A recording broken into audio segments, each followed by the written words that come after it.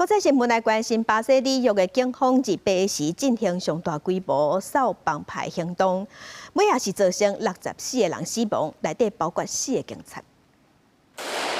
警匪发生冲突，伫大路巷仔一直听到枪声，将在警察进入里约北部贫民窟阿莱芒加佩尼亚，有装甲车、直升机、12台铁路动的器材车。Tá tenso, tá muito tenso. Eu nunca passei assim por isso. Eu sou carioca, nascida e criada aqui no Rio.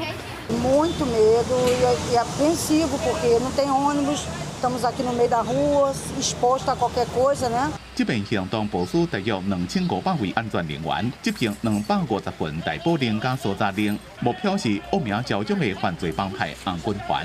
冲突中有警察死亡，现场死伤惨重，死者拢被怀疑涉及贩毒。警方逮捕几60位嫌犯，现场也查到真多枪甲毒品。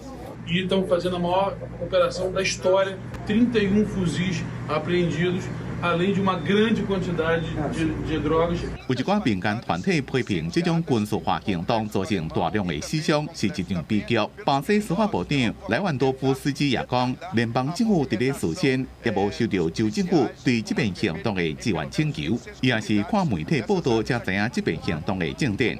里约自后礼拜开始，将会办包括全球城市市长峰会在内等几多项国际气候加环保的相关活动。巴西政府当局伫进前就伫咧办重大活动进前，针对犯罪集团进行大规模的行动，像2016年的里约奥运，加2024年的G20。公司新闻黄云玲编译。